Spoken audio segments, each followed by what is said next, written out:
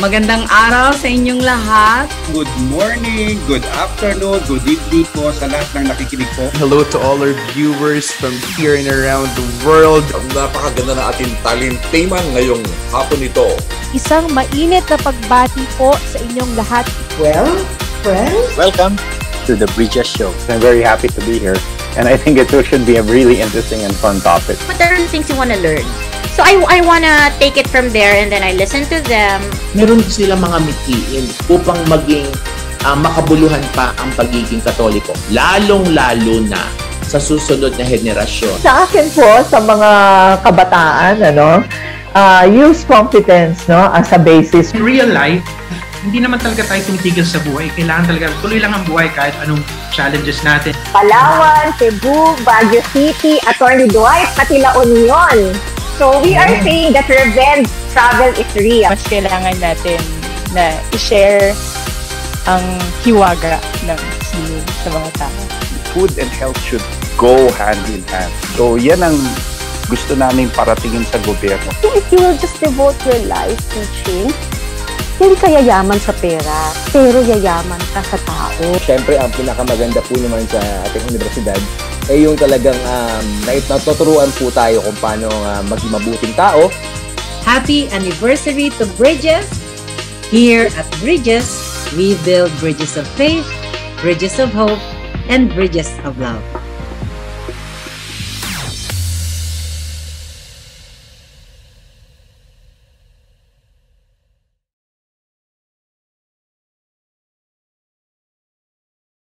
Good afternoon, good evening, and of course, good morning also to everyone joining us. No? Baka meron po tayong mga from overseas. Today, we're going to feature a very formidable institution within the Thomasian community that has been in existence since 1946. So, its greatness for 77 years. Okay, so to give a short introduction, the University of Santo Tomas Hospital, which we will be featuring this evening through our guest, has envisioned itself as a center for excellence in medical education, training, research, healthcare services, of course, guided by the Catholic principles and teachings. And as I mentioned in today's episode of Bridges, we will be bringing to you the UST Hospital's latest updates and plans in providing growth and development for future healthcare professionals. Of course, our ultimate goal is to deliver exceptional healthcare services, and our guests will be in the best position to do just that. So I am Dr. Maria Antonia Aurora Moral Valencia. Napakahaba po ng aking name, Mayet for short. I'm a Thomasian alumni, currently the president-elect of the UST Medical Alumni Association, also a pediatric neurologist. And I'm happy to welcome you all again to Bridges. So just a brief intro for those joining us for the first time. Bridges is a University of Santo Tomas Alumni Association, or USTAI, virtual talk show. And it showcases and provides notable Thomasian alumni an opportunity to share their expertise, their experiences on various topics for lifelong learning. So today's episode is brought to you by the UST Medical Alumni Association and, of course, the UST Alumni Association Incorporated. So co-hosting with me today is a good friend, kumadre, kumpare, my batchmate, Dr. Edwin Rodriguez, now also an alumnus of the Faculty of Medicine and Surgery. Hi, Edwin. Hello, Mayet. And totoo po yun, si Mayet po ay hindi lang kaibigan, kabatchmate, kumare, colleague, we began way back sa medical school when we were students at the UST Faculty of Medicine and Surgery. And just like you, Mayet, I'm very happy to co-host this episode of Bridges with you today. At isa pong mainit na pagbati sa lahat po ng mga naka-tune in sa atin sa iba't ibang bahagi siguro, hindi lang ng Pilipinas, baka din po ng mundo. Yes. Edwin, meron akong assignment, We have now to, before we continue, we have to ask our audience, to please remember to either like or share our show and subscribe also, to our UST Thomasian Alumni Community YouTube channel and follow our Facebook page. Okay? So maraming salamat po sa inyong suporta. Okay? So, just bago tayo mag-start, Edwin, ikaw munang iki-quiz ko. Ikaw rin ang quiz. Okay, so may question daw first, no? Whenever you hear the word hospital, what comes to your mind? Pag naririnig ko ang ospital, naalala ko parati ang executive check-up, no? At ang mga posibleng resulta ng mga test na ginawa sa akin na maaring magdagdag na naman ng maintenance medications ko. Kaya in a way, medyo ninenervyos ako. Bukod sa pagiging doktor at pagkiklinik, no, when I think of a hospital, it's usually for the check-ups, no, that we usually have, no, to maintain our health, no, day in, day out. Let me qualify that, Edwin. Paano naman pag sinabi ko UST Hospital? Ay nako, malalim. Malalim ang hugot ko pagdating sa UST Hospital. I think it means connectivity, connection. Talagang hindi natin siguro maitatanggi, no, na lahat tayo na nagdaan hindi lamang sa UST Faculty of Medicine and Surgery, kundi maging sa UST Hospital, no? Parang kambal na kambal ito, no? Parang hindi ka pwedeng lumabas sa UST as a Thomasian physician nang hindi ka dumaan, no, sa parehong medical school at sa ating mahal na UST Hospital. So, parang tahanan natin ang UST, no? The home of our hearts, ika nga, both the medical school and the hospital. Totally agree. Parang we owe the UST Hospital, no, what we are today. And of course, aside from the learning we got, yung service talaga na component. I mean, doon tayo natuto talagang magbigay, magserbisyo, no, sa ating kapwa. So, siguro, rather than us taking up the time, I'll give the floor to you, no, to introduce, no, our guest for this evening. So, the floor is yours, Edwin. Yeah. Tonight, Mayet, we are very fortunate, no, to have with us an equally distinguished Thomasian medical alumnus, no? Isang professional, isang Thomasian physician na ating iginagalang at minamahal, no? She is a Thomasian graduate from the College of Nursing of the University of Santo Tomas, the Faculty of Medicine and Surgery for her medical degree, and the graduate school. She is a fellow of both the Philippine College of Physicians and the Philippine Society of Nephrology. In her 14 years of practice as a nephrologist, our distinguished guest has immersed herself in the training of internists and nephrologists, in research, and in various activities concerning public health through the Philippine Society of Nephrology and the community development of the College of Nursing in the University of Santo Tomas. She was also involved in employees' development programs in hospitals where she was engaged in. Our guest has received many awards and recognitions as a teacher and in her clinical practice, and was one of the distinguished Thomasian Alumni Award recipient in 2022. Currently, she is an associate professor 4 at the University of Santo Tomas College of Nursing and the medical director of the UST Hospital. Dear viewers, our guest tonight is our beloved Medical Director, Dr. Charito Chato Malong Consolacion.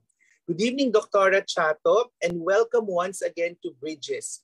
Last week lang po kayo ang guest ay sa nursing alumni naman. So parang masyado kayong sought after ngayon, Dr. Chato. At mag-guest na lang kayo bukod sa inyong napakaraming trabaho dyan sa Medical Director's Office. Magandang araw, Dr. Chato.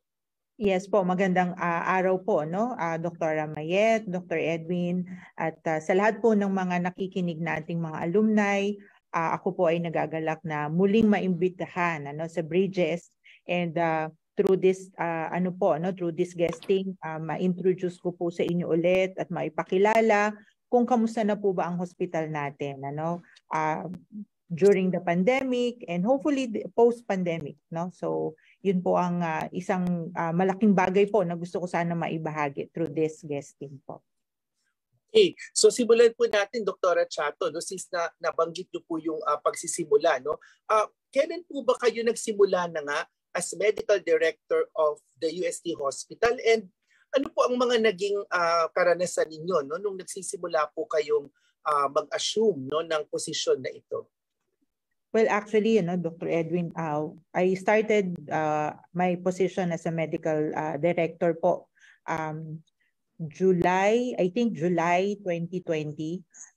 Noon ko po na-receive yung appointment ko. Just to a brief background po, no, nung kinakausap po ako ni Father Factora, no, I think we started, una akala ko joke lang, no? Then sabi niya, Cha, baka you might consider no yung ganitong position. But knowing me and my capacity, medyo low profile lang po kasi ako noon. Kaya nagulat po talaga ako when I was seriously considered for the position. So yun po, 2020, actually kasagsagan po ng pandemic nung ako po ay nag-assume ng office as a medical director po ng hospital.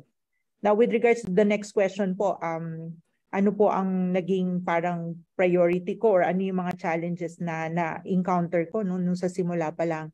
Actually po, Doctor, when I assume office and when we assume the office po, napakalaking bagay po na parang naging responsibility namin is to ensure the safety of our staff, no? And nung pumasok po kami as mga administrators, ang isang napakalaking bahagi po na kailangan naming i-address is yung manpower shortage, kasi yan po yung time na talagang walang gustong pumasok, no? And meron tayong financial kumbaga need, no, to sustain the operation. So yun po yung napakalaking challenge sa amin. At the same time is yun nga, aside from the sustainability of the operation, is how to navigate the hospital while we're following the policies and protocol of DOH and IATF. Di ba remember nyo po yung nag-ECQ? Yes. Wala pong tawiran, ano? And only doctors and health allied officers po or staff yung cross, no, from one city to another. So yun po ang major na naging challenge po namin. At yung nadatnan ko po, we only have 5 patients din. Tapos ilang wards lang po ang nakabukas nung time na yun. Parang napakahirap po na balancing act, no? Parang so much on your plate. Ayaw po naming maging malagay sa inyong noon, no? Yeah. So, okay lang ba, Doc Chato, para tayong fast talk? I'll move on to the second question na yes, po. No? Opo. So, actually, ang one thing we learned sa pandemic, and na-highlight pala, at we know about that is certain life, talagang change. So, how is UST now adapting to the changes going beyond the pandemic? Parang yung transitioning na natin. Kasi I'm sure babalik po ba tayo sa dati or wala na po tayong babalikan dati? And of course, what are the steps of USTH, no, has initiated to make that transition successful? Actually, kasi very obvious naman po, no, there are policies already in place. So what we just need is to follow, no, kung ano po yung policy, particularly with safety and infection control. So we have to do some infrastructure changes, no, like yung pag-create ng mga isolation rooms, no, pagka-create ng mga spaces wherein we maintain yung social distancing, and syempre to take care of our nurses, no, kasi talagang sila yung parang healthcare worker na talagang in the front line, no? Kasi tayo nga as doctors, meron tayong telemedicine, teleconsultation. Pero sa nurses, walang telenursing, no? Talagang they have to be physically present, no, to take care of our patients. So yun po yung isang naging direction po namin, ano? We do assess ano ba yung mga particular or priority needs natin. At that time, ang kinailangan is housing, no, for our nurses, area or dorm where our trainees can stay, and then how to make it kumbaga operational and how to sustain, no, the operation of the hospital. So ang naging napakalaking challenge po talaga nun is the inflow of cash, no, financial stability po ng hospital. So during the pandemic, we really tried, no, to coordinate and engage. Siguro naman po naramdaman niya, no, how the hospital was kumbaga nag-transition, ano, from an open hospital where everything is entertained, doctors are entertained, they are given voices to air po kung ano yung gusto nila at kung ano yung tingin nila. Kumbaga, we became true partners po, no, in the operation of the hospital. So I think that's one good thing po na naging naging daan during the pandemic, kasi as we acknowledge nga po, hindi naman po namin to magagawa nila Father Factora, no, nila Dr. Porto without the help of our medical staff and without the help of the university. So with this pandemic and going towards this new normal po, ang naging key factor po namin is coordination, engagement, and collaboration. I think those are the 3 key factors po na we try to implement po para makasurvive tayo during this pandemic po. Ramdam na ramdam natin yan, Edwin. You know what? When sina Doktora, sumigit muna ako. When sina Doktora took over, yung focus talaga was really on the team. And I think yun ang in-emphasize nyo po, that's the way to recuperate, reorganize. You have to spark dialogue. And kayo na po ang nag-induce for everybody to take action. Ako nga, nagte-text ako diretso kay Doktora Chato. She takes time to answer. Edwin, ikaw na next question. Okay. Well, bago Doktora discussed how the UST Hospital is adapting beyond the pandemic. Gusto ko lang malaman, Doktora, during the pandemic, no, napakahalaga po talaga ng resilience, yung talagang yung abilidad to roll with the punches, no, ilag, minsan tama, ilag, tama, dapa, no, pero just the same, life goes on, no. So paano niyo po na sustain yung spirit of resiliency, at what drove you na day in day out nandyan po kayo, sumasagot, humaharap, no? Ano po ang naging motivation nyo para maging resilient tong mga panahon na yon? Before, ngayon po medyo mas may liwanag na ang bukas dahil ang pandemic po ay hopefully malapit nang matapos. But during that time, no, a little flashback po, paano po kayo naging resilient or paano nyo po minotivate ang buong team ng UST Hospital to be resilient during the pandemic? Actually po, no, in order to strengthen, no, the spirit or the factor of resilience po, no, what we did is we prioritize and focus on the immediate concern of the hospital.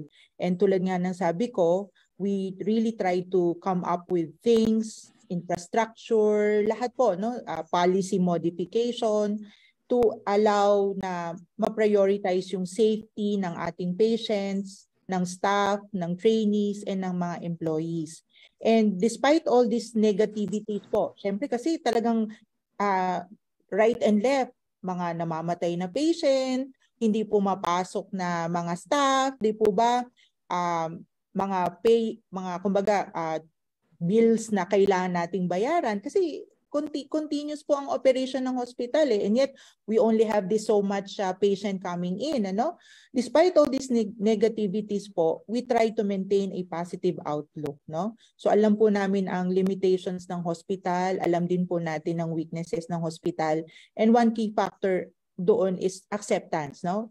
We embrace the weakness, we embrace the limitation, and try to plan according to this weakness and limitation. So naging strength po ng hospital yung weakness and limitation na yan.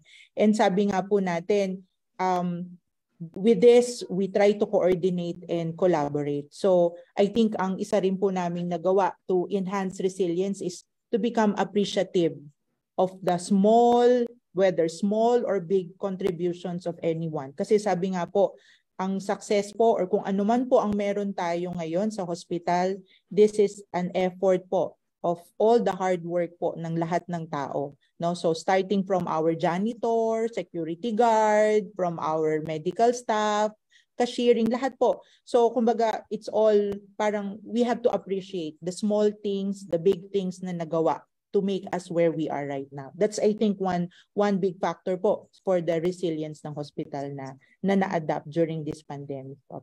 So Mayet, no, ang mga keywords ni Dr. Chato sa resilience acceptance, no, awareness, appreciation and acknowledgement, and of course, the team, the UST Hospital team, coupled it with action.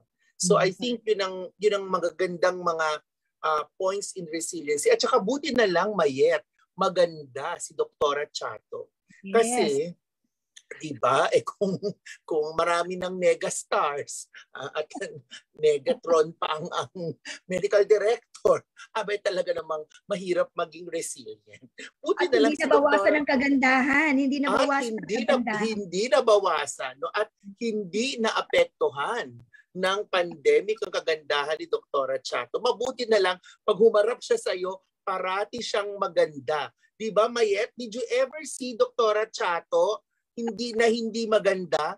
Parang Never. wala pa akong araw na hindi ko siya nakitang maganda. And as you said, she's always accommodating. She always has an open door policy, no?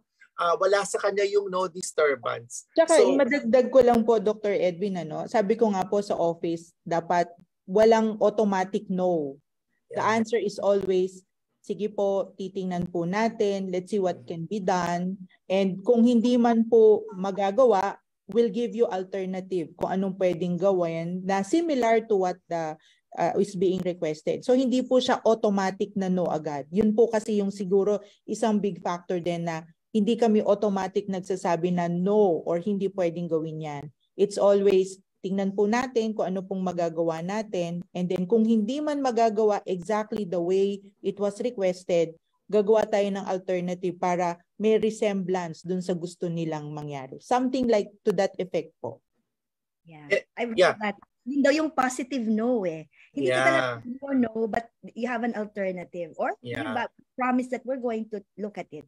And I think that has tied us over, no? That optimism that the Office of the Medical Director has demonstrated during the pandemic has tied all of us over to where we are now, and hopefully no to much better days ahead, no? Okay, Mayet, meron ka pang tanong? Alam ko marami kang ihandang tanong para kay Dr. Chato. Okay. Yes. So we ended with optimism. So I think we're on the road na naman to recovery, right? So I'm sure UST is very much involved in, of course, the emerging and changing healthcare na landscape. So how naman po is USTH competing with this changing healthcare landscape in the country? With new hospitals, new technologies, are there new mergers, new specialty centers, equipment? So actually, Dr. Mayet, ang naging siguro starting point namin dito on how we become more competitive. Not really competitive kasi ayaw nga natin ng competition. It's more on cooperative. No? Gusto po natin lahat friends natin. Wala tayong competition. Ang una po nating inaral is yung the demographic profile of our medical staff. Kasi nakita nga po namin na, sorry po sa ating mga nakikinig na alumni or medical staff, but when we do an assessment of the demographic of our medical staff, nasa aging population po daw. Sorry po talaga. Mayet. Kasama yata kami dyan. At saka, mga audience, napapansin nyo ba, tinatawag kami ni Dr. Chatong, Dr. Edwin at Dr. Mayet. So talaga pong kasama kami sa umiidad na populasyon. Diyos ko. Kasi alam mo, Doc, nung nag-assess kami, one thing kaya medyo kumonti din ang census natin noon is because of the aging population of our medical staff. Kasi syempre, as you age, nagkakaroon ka ng comorbidities, and with the surge ng COVID, sila yung talagang unang natatamaan, and we really see yung effect nito or yung impact na to. Kasi unlike yung mga bata talagang masipag na mag-clinic, mag-opera, pumunta ng hospital. Pero since yung mga medyo on the mid to advanced, hindi ko na sasabihin kung ano yung word na aging, sila yung talagang nagte-teleconsult, nagte-telemedicine, which I think as time goes on or during the ng pandemic, nung umpisa lang na-appreciate yan. Pero syempre ang tao mas binavalue nila yung nakikita sila personally ng kanilang mga doktor, na-meet nila sa hospital. So with that assessment po, naisip namin na mag-come up ng bagong classification for accreditation. And doon po nagsimula na nagkaroon tayo ng courtesy, visiting A, visiting B, active A, active B. So parang naging open hospital po. Nagkaroon tayo ng mas malawak na invitation for our not only alumni but also graduates no from other institution and trained no by other hospital po. And then aside from that, yun nga, nag-invest po ang hospital sa infrastructure. Kung makikita nyo po, open na po ang ating JP2 building, no? And although may mga floors pa tayo na soon to open, may mga operational na po tayo na units no ng JP2. And ang isa nga po nating tiningnan din is yung manpower. Actually, kung if I may share lang, ano, we have increased the salary of our nurses. We have increased the salary or allowances received by our trainees. We try to create benefits, privileges that are very, kumbaga, hindi man po sinabi na binabayaran natin yung service nila, but I think the hospital owe them something no, in return for the good services na pinoprovide ng mga residents natin, ng ating mga nurses, ng ating mga fellows. So, actually very supportive po no si Father Rector, si Father CEO, and kumbaga sabi nga ganyan talaga we invest on people so that in return we can get good services no from them, and yun po yung ibibigay natin sa mga pasyente.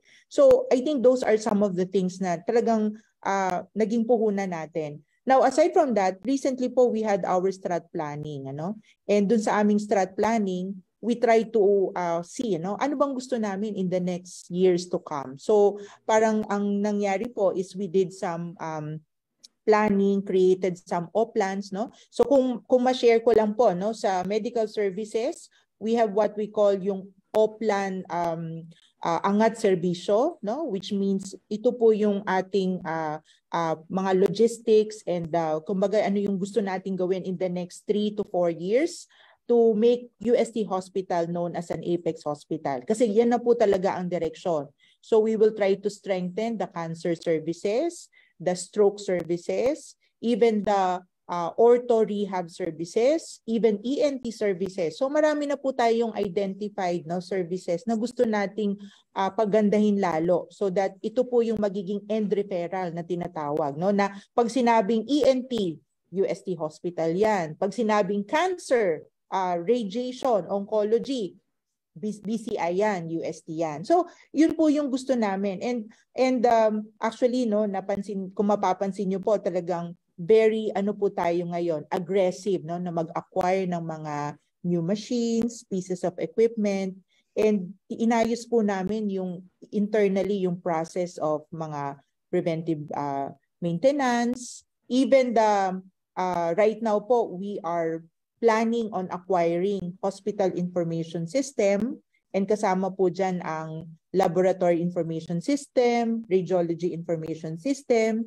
even electronic medical record. So marami po tayong gustong gawin sa hospital. Yun nga lang talagang hindi po, Dr. Mayet, we cannot do it ng sabay-sabay. Talagang may pacing po tayo. No? But yun po ang plano natin, ano, to make UST Hospital a cooperative hospital, and to encourage no more patients to come. And syempre nga po, since we are a training institution and base hospital of the Faculty of Medicine and Surgery as well as at the other health allied colleges, gusto po natin very competitive tayo. Competitive in the sense na we offer the same technology, the same services po at par no with the standard. So yun po ang I think that's how we try to line up no the hospital po. Kaka-excited yun, no?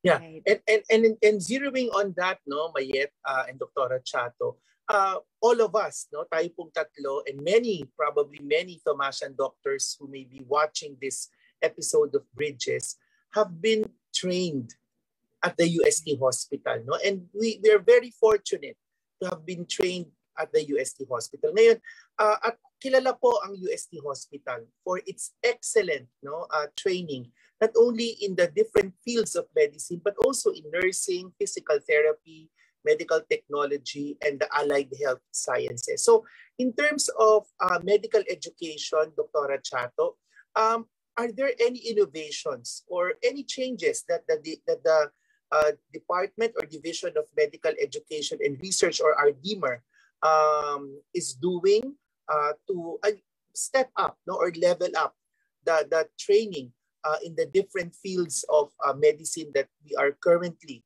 servicing. Yun nga po, as mentioned, isa sa mga oplan po na na-identify namin is yung one coming from DMER, no?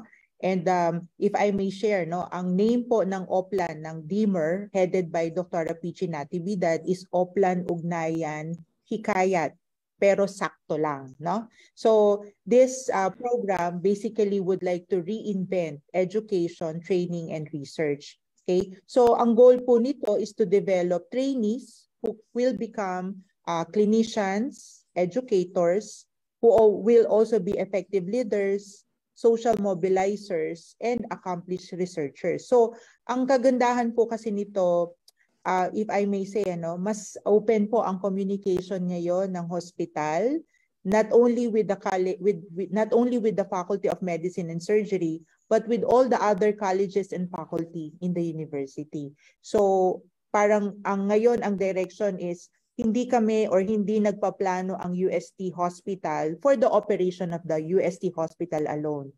Pag nagpaplano po ang UST Hospital, particularly for the training, education of our affiliates, we engage them so that align po lahat ng programa ng hospital with whatever is the requirement of our affiliating students, no? And ang kagandahan nga po nito, we acknowledge our responsibility as a base hospital for all these affiliates po. Wow. Impressive, no? Edwin, sorry, I'll take off na rin from what you mentioned kasi training, and di ba part nga ng vision natin, di ba, is to be parang known as a center for excellence, not only in training but also research. I know you mentioned a bit on it na Doc Chato, no? But can you elaborate more on like how the hospital is advancing yung ating institutional na research agenda, or isama na po natin dyan, how are we attracting let's say mga sponsors to make our institution a competitive site for clinical trials? Meron pong mga activities ba or plans regarding along that line or that area? Actually, we recently was visited po by PREB po, no, for our reaccreditation. And if I may take this opportunity to thank Dr. Lumitaw, no, for really siya po talaga yung personality, no, sa ating UST Hospital REC, na despite of all the limitation, internet connection, wifi, yung mga ganyan po, no, talagang pinupursige po natin, no, na magkaroon tayo ng magandang review ng mga protocols. Tapos, yun nga, even the protocols, researches, clinical trials, no, galing sa ating mga medical staff, talagang pinag-aaralan po yan at ini-engage po natin. So, one good example of activity po na ginawa natin recently, Dr. Ramayet, nandun ka rin, is yung set, no? Yung basic research education training, no? And I think that's a good starting point. Opo, it's a good starting point for advisors, for researchers, for our students. And I think ito po ay initiated po kasi ng USTH REC. And yun nga po ang kagandahan nito, in-invite po ni Dr. Lumitaw not only people within the hospital but also outside, no?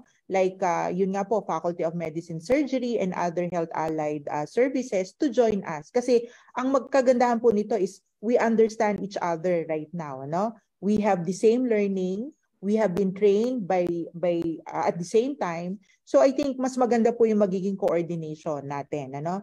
And then ang isa pa nga din pong tinry naming i-maintain is yung JMAS, no? This is a journal po that is in collaboration po with Faculty of Medicine and Surgery, and we find it as a venue po, no, for publication para ma-recognize po yung mga completed researches po ng ating mga trainees and ng ating mga medical staff. So may output po tayo with regards to research, and yan po yung kagandahan, ano, makapag-complete tayo ng mga clinically significant, no, yung may mga importance po, no, with regards to the medical, not only medical but other specialty po. So I think that's one good initiative po na ginawa po ng REC together with UST Hospital po and DMER. Okay.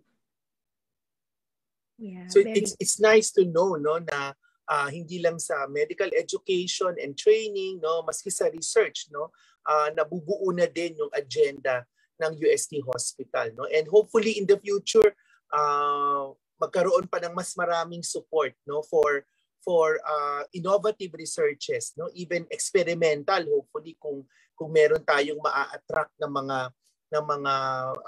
both internal or external sources. Ngayon, hindi makukumpleto ang impact ng UST Hospital kung hindi natin pag-uusapan yung impact niya sa community. No, I think UST Hospital has been a force no in our area no, and in fact even beyond no. Kilala po ang UST Hospital sa maraming medical missions at sa maraming community extension services na kaya niyang i-offer. In fact, itong January, meron tayong mega medical mission no, na kahit na meron pang threat ng COVID, no, nagkaisa tayong lahat at sa tulong ng mga alumni both here and abroad at sa staff ng UST Hospital at ng Faculty of Medicine and Surgery, lahat tayo ay nagbigay ng panahon no, at talent no, at services sa ating mga kababayan. So, Doktora, meron pa po bang mga programa, proyekto na ongoing o maaring nasa pipeline na i-offer ng UST Hospital sa ating communities? Opo. So actually, no, Dr. Edwin, ang isang kung gusto nga pong sabihin is gusto nating ibalik no, yung awareness sa publiko no, na ang UST Hospital ay tumatangkilik ng mga indigent o yung mga marginalized na patient po no, na ang UST Hospital ay hindi lamang isang private hospital, but ang UST Hospital po ay tumatanggap ng mga clinical cases no, for those who are not really kumbaga capable no, or kumbaga challenged no, with limited resources. So in order to cater po no, for those category po of patient, ang naging isang proyekto po ng ating hospital is aralin ano, yung ating mga procedural rates, yung ating mga case rates, para po ang ating mga procedures or yung mga hospitalization na tinatawag ng ating mga pasyente ay maging mas cost-effective and mas affordable sa mga pasyente, no? And mabanggit ko nga rin po, no, with the help of our alumni, no, na from abroad and local, nakagawa po tayo ng indigency program. Actually, nabanggit mo na nga po, Doktor, no, yung ating first ever no, in-house medical mission. Actually, yung first ever in-house medical mission, we were able to cater around 2,000 plus no, na patients po, both medical and around 60 cases of surgical and 30 cases of cataract surgery. Now, hindi po doon natatapos yung programa ng hospital for our indigency program. Meron po tayong monthly cases na ginagawa for surgery, and meron po tayong indigency program din for the 4 major services, no? For the medical, for OB-GYN, for PEDA, and for OPD. Yun nga po, no, kaya maganda po talaga din itong makuha kong opportunity no, para ipabatid po no, sa mga nakikinig na ang UST Hospital po ay bukas no, sa mga financially challenged. Meron po tayong programa for them. And ang isa pa po sigurong ginawa natin to accommodate the needs of our community is nag-reactivate po kami ng medical social service po natin. Kasi for a while, medyo nawala po ito sa ating organogram or organization. But once po na nag-start po kami as administrators, ang isa pong ni-revive ano, ni Father Factora is yung medical social service. Kasi yan po ang ating katuwang ano, sa pag-a-assess ng mga indigent patient, at sila po yung tumutulong sa atin para makagawa din tayo ng, kumbaga yung parang medical abstract para mailapit po yung pasyente natin sa mga DSWD, PCSO, na somehow makakatulong din po no, sa hospitalization ng patient. And aside from that, kapartner din po natin yung mga community groups, no, like meron po tayong simbahayan sa university, and meron po tayo sa ating mismong Santissimo, no, yung ating parish office doon, ano, headed by Father Paul Talavera. Actually, nag-reach out po ako sa kanila, no? And through the help of Father Talavera, nakausap ko po yung mga BECs, no? I'm sorry, hindi ko lang matandaan kung nung ibig sabihin ng BECs, pero sila yung mga ate na talagang very active po sa community at saka sa parish. So naging katuwang din po natin sila sa pagre-recruit ng mga participants. And with this coming medical mission nga po, we're hopeful na ma-engage po natin sila ulit para magkaya tayo ng mga pasyente na magpa-participate. And sana nga po tuloy-tuloy, no? Hindi lang po doon na matatapos yung ating serbisyo, but maipalawak po natin yung awareness, yung public awareness na open po tayo for indigent cases. Hindi lamang po siya private hospital, but we also have clinical cases po. So that's our community engagement po and social commitment po. Yes. Alam mo, masaya ako, Mayet, na narinig ko mula kay Doktora Chato na bumabalik na ulit, no, yung ating helping hand, no, sa mga indigent and marginalized patients, sapagkat we have to admit that it was through these communities na tayo ay natuto, di ba, bilang mga espesyalista sa ating mga larangan, ano. In fact, kung natuto tayong magpaanak sa UST Hospital at sa Pabella nung tayo ay mga interns, sa Sapang Palay na nagro-rotate tayo, doon ako natutong magpaanak, Mayet at Doktora Chato, ng inahing baboy. Pala ko naman do kung ano. Baka ma-sensor na naman tayo. Hindi, inahing baboy. Wala naman ako kasi dahil sa community, balay ba naman nila kung anong klaseng doktor tayo. Akala nila po, kaya nating paanakin lahat ng ina. No, tinawag kami ng aking kaklase na paanakin ng inahing baboy. Okay. Sabi ko, hindi ko kami tinuruan kung saan hahatakin yung sanggol. So itatawag ko na lang po kayo sa barangay health worker. So natutuwa po ako na, I mean, Mayet and I share, no, and I'm sure all the other Thomasian physicians are happy to hear that we are again, no, doing concrete steps, no, to bring back our community patients, no, within the folds of the UST Hospital. So sana po tuloy-tuloy itong programang ito ng UST Hospital as we move out of the pandemic. Sana po yung face-to-face opportunities lalong maglapit sa atin, no, sa mga pasyente ito na higit sa lahat nangangailangan din ng ating serbisyo. Okay? So, Mayet, meron ka pa bang gusto itanong kay Doktora? Yes, iko-connect ko yan, no, with this great service that we are doing for the community. Ikakabit ko na, no. So, I think with that, Doc Chato, ramdam na natin, no, and mararamdaman pa natin yung impact natin, not only within our neighborhood, no, but locally, and of course, hopefully sa country. Pero long view po tayo, Doc. Ano naman po ang steps ng hospital in strengthening yung kanyang regional and lakihan na natin global, no, na presence? Actually po, no, again, I will mention the word engagement, coordination, and collaboration. Siguro po sinimulan po natin siya by acknowledging our stakeholders. So locally, no, nakatulong po ng malaki sa amin nung in-engage po natin lahat ng stakeholders natin, starting from suppliers, from HMOs, from the medical staff, from the affiliated colleges and faculty, and napakalaki pong naging role ng Faculty of Medicine and Surgery with that, no.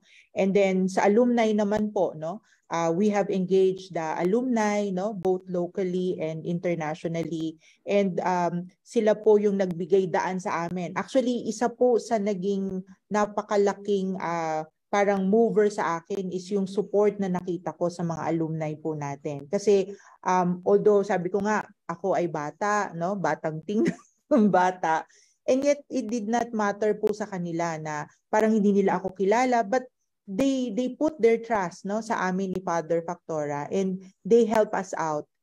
We have encountered so many problems po. Hindi ko na mabilang, Doc, no, yung problem. So ang naging ano lang talaga namin is coordinate, talk, communicate, parang ganun po, no? So with this networking po, na-establish po natin, kumbaga yung position po ng UST Hospital, its importance, no, within the university, within the groups of our alumni, with all the other colleges, na-establish po natin. And hopefully po, aside from the ISO accreditation, through the help of our QMO officer, si Dr. Florian Nuevo, we are planning to also have our international accreditation. So I think yan po yung ating magiging panimula for the linkages that we're hopeful. Kasi syempre nga po, iba pa rin if you are internationally accredited po. So yun po yung mga nasa plano po natin, and siguro pa isa-isa habang inaayos po muna natin lahat-lahat. We do our preparation for that, and syempre we will be requesting the help of our medical staff, of our employees kapag po nagsimula na po tayo ng preparation for this accreditation. Ang ganda nung sinabi niyo, Doc Chato, na talagang when we network or we want that, we're aiming for that global presence, is simplihan na muna natin yung iniisip natin, that we make use of our alumni here and abroad, and I'm happy dun sa inyong experience, when you connected with them, very parang they received you well, and of course they're looking forward, of course, to helping out and collaborating with you. So actually, nasagot nyo na yung follow-up question ko about networking channels and linkages. Ikaw, Edwin, meron ka pa bang follow-up question? I think I'll just go to the next question na, Mayet, because I think Dr. Chato has already explained ano yung mga initiatives ng UST Hospital to strengthen yung linkages niya sa loob ng university with the Faculty of Medicine and Surgery, with the local alumni, and then sa labas with the alumni from all over the country. And then ano yung ginagawa ng hospital to strengthen its presence regionally and even globally. So sabi ni Doktora, they're beginning with accreditations na maglalagay sa atin sa mapa ng mga ospital na kasama sa isang circle ng mga institutions na nagbibigay ng quality and excellent healthcare services. So I think yun yung mga magagandang nangyayari at mangyayari pa sa mga susunod na mga buwan at taon. So bilang isang pang Miss Universe question, napag-usapan na rin naman natin ang mga ginagawa ng ating medical director at ng Team UST Hospital, sapagkat sinabi naman ni Dr. Chato na ang lahat ng ito ay hindi siya lamang, kundi yung buong Team UST Hospital na kasama niyang nagsusulong ng mga programa towards a better state para sa atin at lalo-lalo na para sa ating mga pasyente. So, Doktora, 5 years from now, ano na ang tingin mong kalalagyan natin? Nasaan na kaya tayo? Nasaan na kaya ang Team UST Hospital 5 years from now? Siguro po, sana magdilang anghel po ako, and I hope naman, and I know, this will come through, particularly kung lahat po talaga tayo will work hard, as a team, and yun nga, we maintain our connection, with each other. Siguro po, yun nga, we would want, na magdire-diretso po yung ating plano as an Apex Hospital, an end hospital po for the excellent service in all those identified services po, like sa BCI, Cancer Center po, for the neurosciences stroke unit. We are planning to have yung rehab and ortho sports complex, and recently nga po with the opening of our ENT center, si Dr. Martinez napakalaki po ng kanyang plano at naging vision for the ENT center.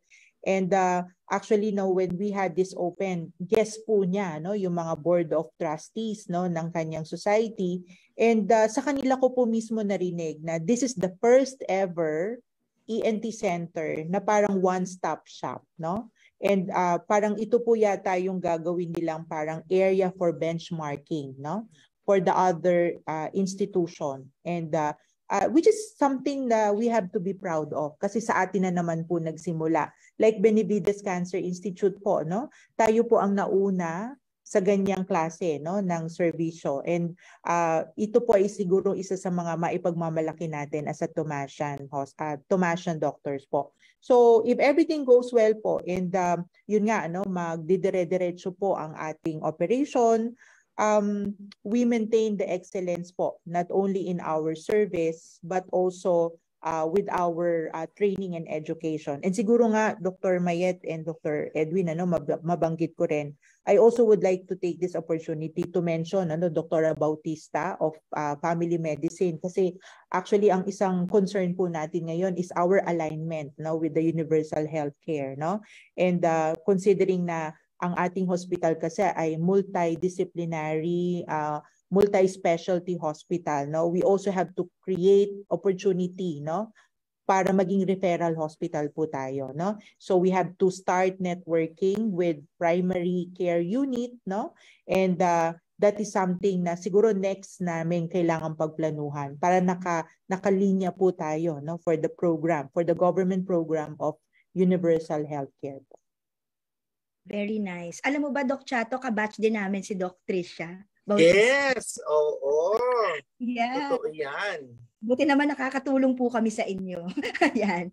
So, pwede na ba ako mag-ask Edwin ng next question? Yes, of course. This one, hindi po pang Miss Universe siya sounds like, but you know what, it's something that we want you to answer, na feeling namin very valuable yung ma-share nyo.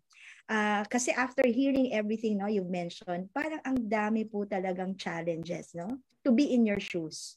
So surely there's something that drives you every day, no, for you to be able to wake up, do your work, at hindi ka malugmok, no, in despair or whatever.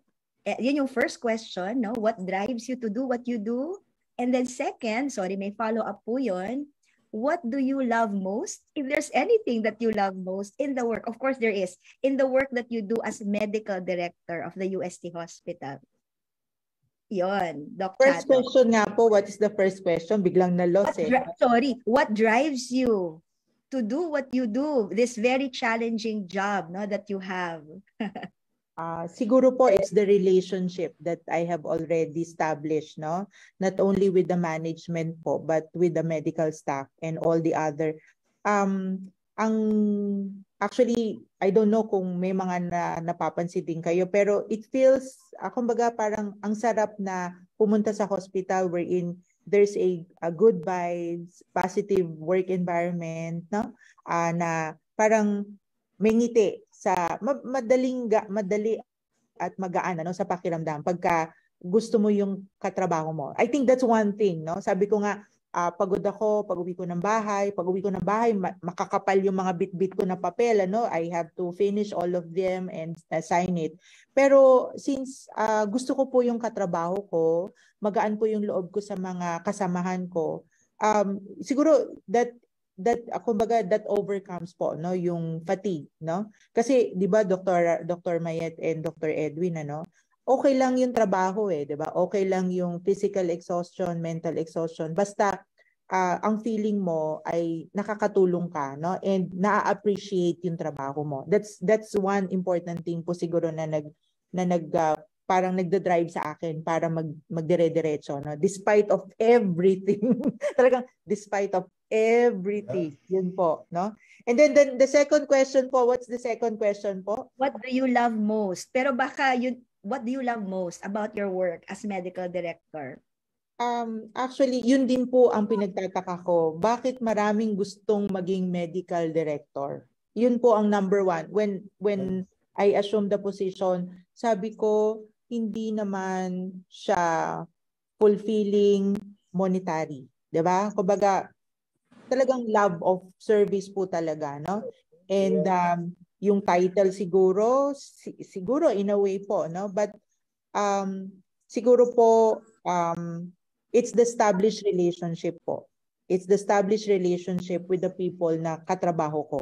At iyan po, sa inyo po, no? Kasi yung masabihan ka lang na, okay lang yan, sige, tuloy mo lang, ganyan. Yung mga simple comments po na ganon, malaking bagay po yun sa amin. Kasi alam po namin na probably we're not doing that much, no? Ngayon, kasi nga limited po yung ating resources. But na yung effort po na ibinibigay namin, yun po, ma-recognize nyo lang po, malaking bagay na po sa amin yun.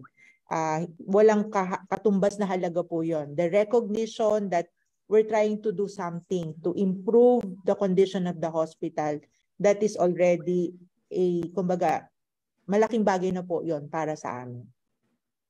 Yeah, and I think that sincerity or purity of intention, no, and matched with the optimism, no, of Dr. Chato, dispel, no, yung lahat ng negativity, lahat ng skepticism, no, lahat ng doubts, no, na maaring meron tayo, no, including us, no, kasi minsan pag binarinig ka, naku, totoo ba yun? Ganun nga ba talaga, no?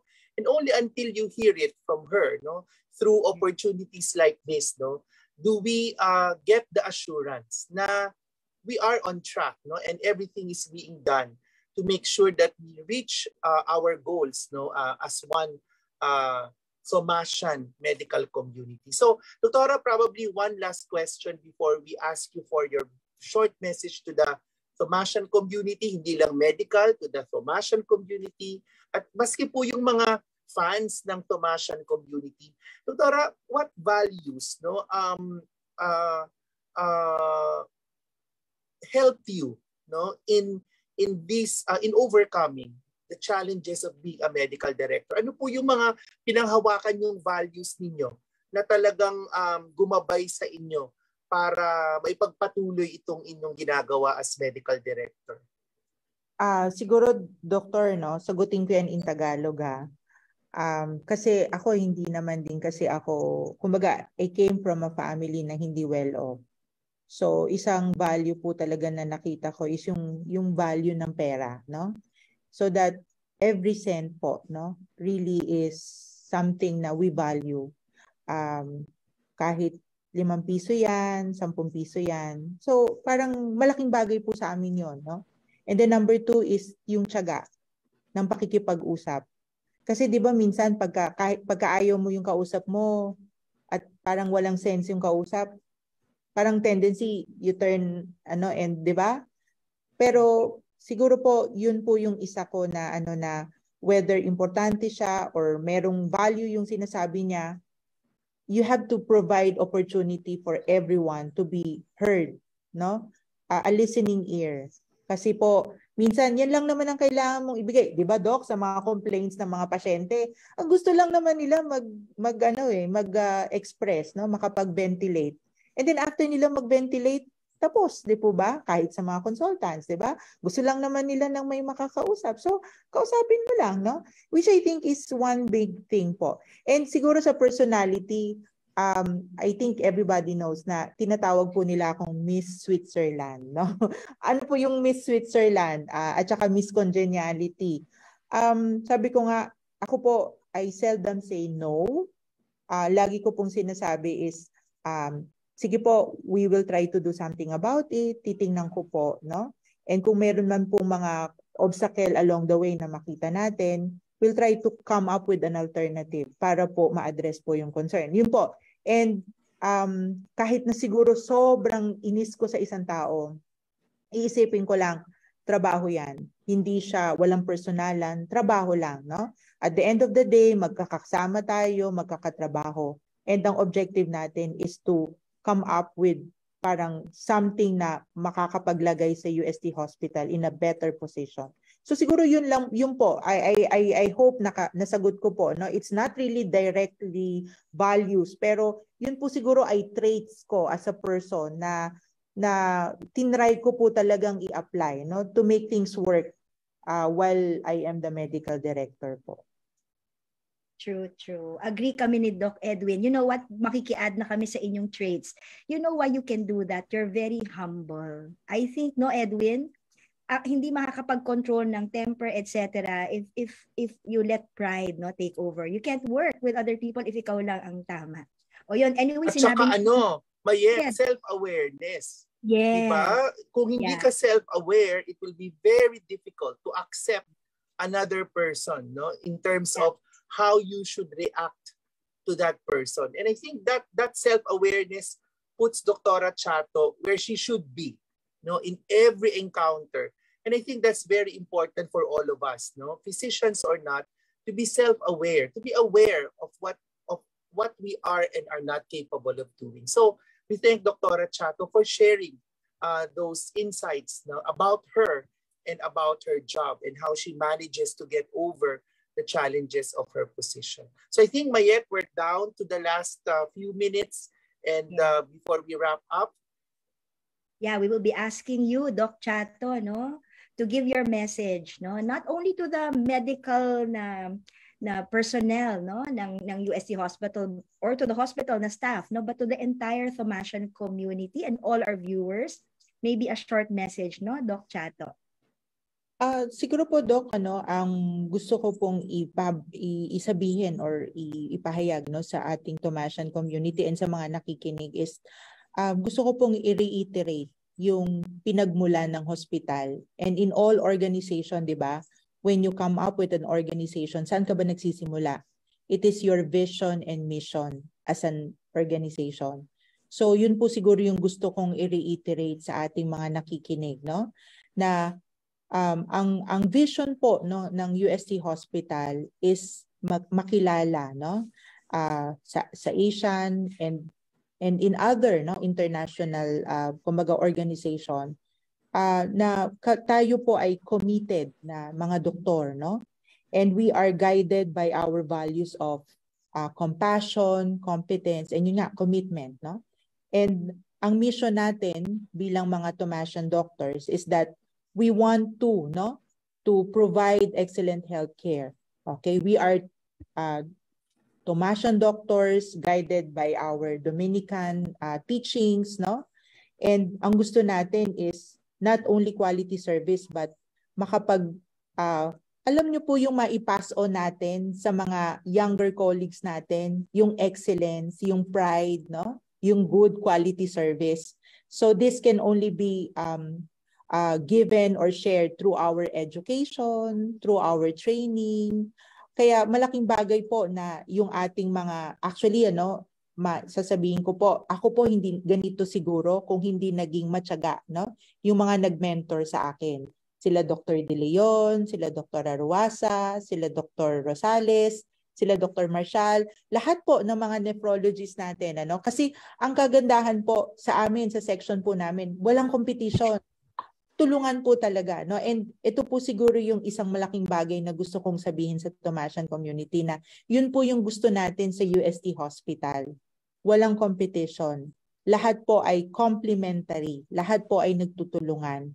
And ang gusto nga po natin is ma-encourage yung ating engagement, particularly in a multidisciplinary way para po ma-recognize tayo as a premier teaching hospital, not only in Asia, but in the entire world po.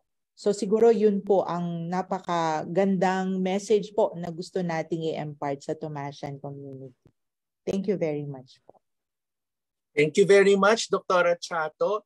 And we are truly, truly fortunate to have you today and to hear from you directly all these wonderful developments and all these wonderful plans and all these ongoing activities happening at the UST Hospital.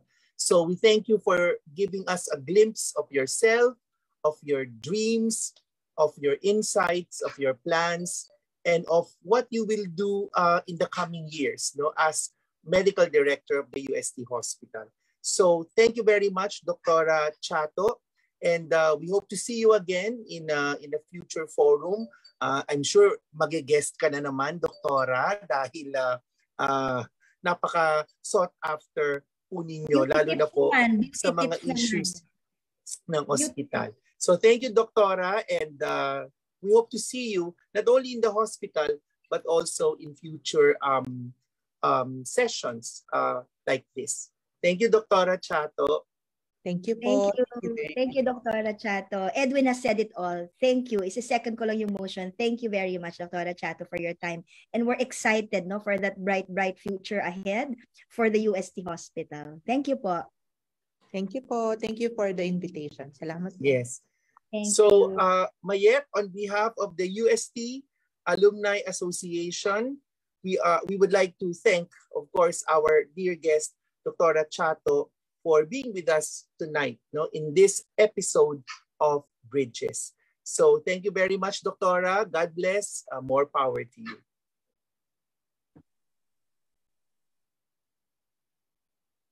So Edwin, we have a few announcements for our audience.